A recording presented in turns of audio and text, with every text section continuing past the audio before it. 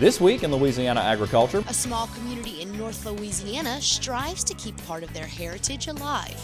I'm Kristen and I'll have that story coming up. And it's been a year since the BP oil spill. The House Natural Resources Committee holds hearings in Louisiana to find out the extent of the recovery. And our own Holly Clegg travels to Acadiana this week to show us just what it takes to get crawfish from the pond to her trim and terrific kitchen. Hello, I'm Michael Dana. Thanks so much for joining us.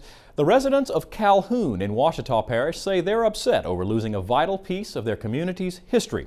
The LSU AgCenter's Calhoun Research Station is the oldest research station in the state, but now it's the most recent casualty of statewide budget cuts. LSU AgCenter Chancellor Dr. Bill Richardson made the decision to close the Calhoun, Rose Pine, and coastal area research stations last week as the AgCenter continues to try to bring its budget in line pending massive budget cuts. This week in Louisiana Agriculture's Kristen visited Calhoun to see why residents care so much about the research station and, more importantly, what happens once the station closes.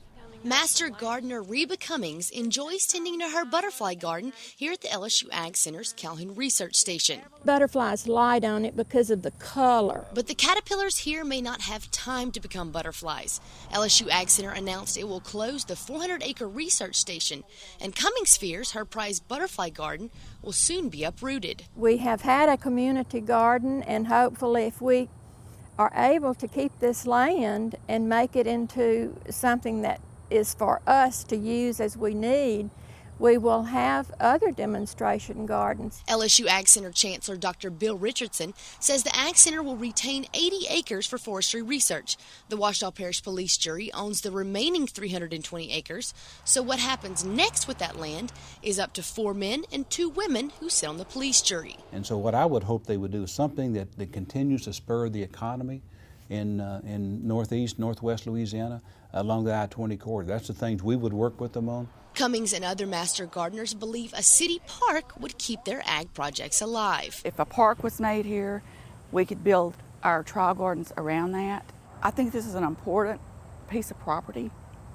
It's been here for 120 years. And in that time, the research station has served as a nearby field trip location for students at neighboring Calhoun Middle School. Principal Werner Aswell says the students really connect to this station, and converting it into a park would continue that connection. And this is lemongrass. Sense of pride, you know, something that they could say this is ours, especially if they have some hands-on work in it. You know, we could easily use in our school, use some of our students to give them a project to go over there and help out in the park. We do a lot of things, you know, educationally for the schools and stuff, so it's a real special place. And that way, the seeds of knowledge planted here 120 years ago will continue to grow. In Calhoun for This Week in Louisiana Agriculture, I'm Kristen Oakes. The Calhoun Research Station's 2 specialists and their research associates will be relocated to the Dean Lee Research Station in Alexandria, but the remaining 4 support staff members will lose their jobs. Chancellor Richardson says depending on how much the legislature cuts his 2012 budget, he's considering closing one of the LSU AgCenter's dairies, including the dairy on the LSU Baton Rouge campus. Richardson says if that were to happen, he would move the dairy herd to the AgCenter's dairy operation in Franklinton. The LSU Dairy Store, however, will remain open.